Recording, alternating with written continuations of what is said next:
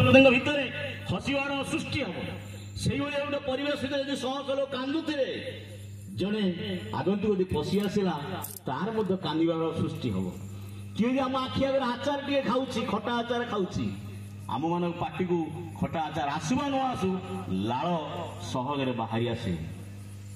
ମିଠା ମଧ୍ୟ କିଏ ଖାଉଛି, ମିଠା ନ ଖାଇଲେ ମଧ୍ୟ ମୋ ପାଟିରେ ନ ପଡ଼ିଲେ ମଧ୍ୟ ଖାଇବାର ଯୋଉ ଲାଳ ବାହାରି ଆସେ ତା ମଧ୍ୟ ନିର୍ଚ୍ଛରିତ ହେଇ ଉଠେ। ଠାକୁର କହୁଛନ୍ତି ଯୋଉ ଯୋଉ କ୍ରିୟାକଳାପ ସଂଗଠିତ ହଉଛି ଇନ୍ଦ୍ରିୟ ଭିତରେ ଦେଇକି ବା ଯାହା ଯାହା କଥା ଠାକୁର କହୁଛନ୍ତି ସେ କଷ୍ଟ ସହଜରେ ଯେତେବେଳେ ସେଇ ପରିବେଶ ଭିତରେ ମଣିଷ ଉପନୀତ ହୁଏ, ସେତେବେଳେ ତା ଭିତରେ ଲୁକାୟିତ ଅବସ୍ଥାର ଗୁଣ ବୈଶିଷ୍ଟ୍ୟ ତା ସ୍ୱାଭାବିକ ଭାବରେ ସହଜ ଭାବରେ ଉଜ୍ଜୀବିତ ହେଇ ଉଠୁଛି, ଉଦ୍ଭିନ୍ନ ହେଇ ଉଠୁଛି, ପରିପ୍ରକାଶ ଲାଭ କରୁଛି।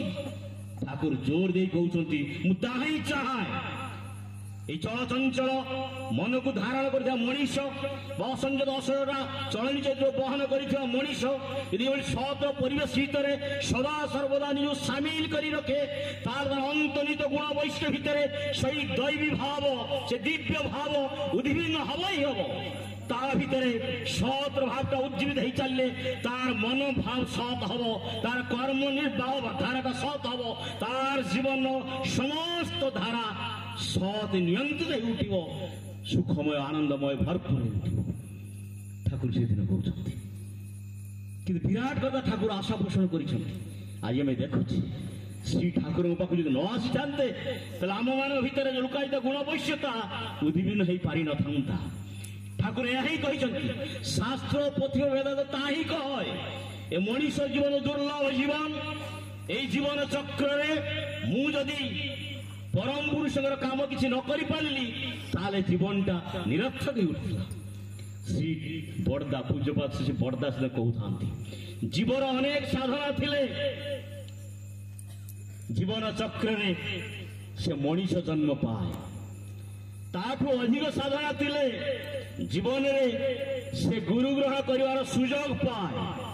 ତାଠୁ ଅଧିକ ସାଧନା ଥିଲେ ଜୀବନରେ ପରମ ପୁରୁଷଙ୍କୁ ସଦ୍ଗୁରୁ ରୂପେ ପାଇବାର ତାର ସୁଯୋଗ ସୃଷ୍ଟି ହେଇ ଉଠେ।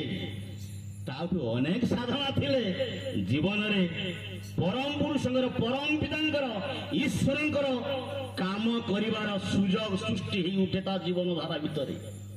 ସେଇଠି ସମ୍ଭବ ହେଇ ଉଠିଛି। କେତେ ସାଧନାର ବ୍ରତୀ ଆମେ ହେଇଥିଲୁ ବୋଲି ବାପଙ୍କର ଶାସ୍ତ୍ର କହୁଛି, ବାପଙ୍କର ଆଶୀର୍ବାଦ ପ୍ରାରବ୍ଧ ସୁକର୍ମ ସାଧନା ନଥିଲେ ମଣିଷ ଧର୍ମ ରାସ୍ତାରେ ଚାଲି ପାରିଲା। ଆଉ ଶ୍ରୀ ବଡ଼ଦା କଥା କହିଗଲେ ଯେ ଜୀବନର କେତେ ସାଧନା ଥିଲେ, କେତେ ତପସ୍ୟା ଥିଲେ, କେତେ ସଂସ୍କାର ଥିଲେ, କେତେବେଳେ ବାପଙ୍କର ଆଶୀର୍ବାଦ ଥିଲେ, ଆଜି ପରମ ପିତାଙ୍କ କାମରେ ଆମେ ଧ୍ୟାସ ଦେଇଛେ।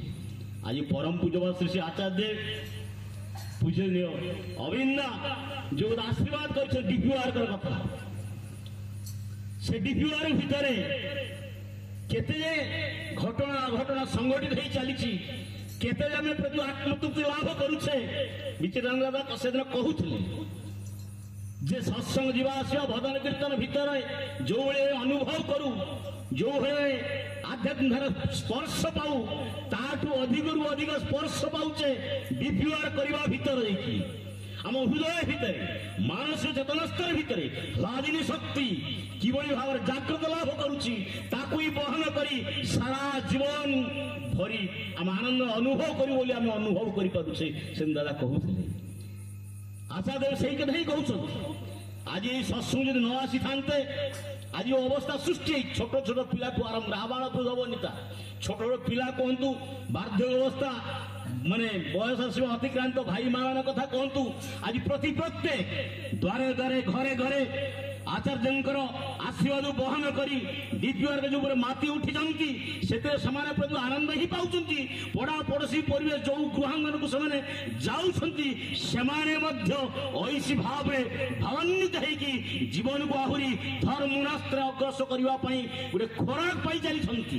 এইটাই পরম পুরুষ পরম পিতা চাহান্তি।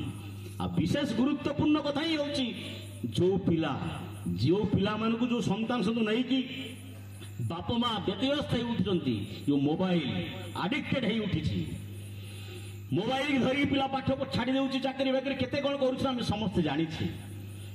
आज आचार्य आशीर्वाद आह्वान क्रमी जो पिला नष्ट हो कथा से मोबाइल धरी लैपटॉप धरी सिस्टम धरी जो डाटा अपडेट कर डाटा संग्रह कर समय को विनियोग कर समय प्रतिष्ठा करने दायरे से जो आडिक्टेड कुआड़े कुआड़े विलीन हो जाए निजे बुझी पार ना जो पिला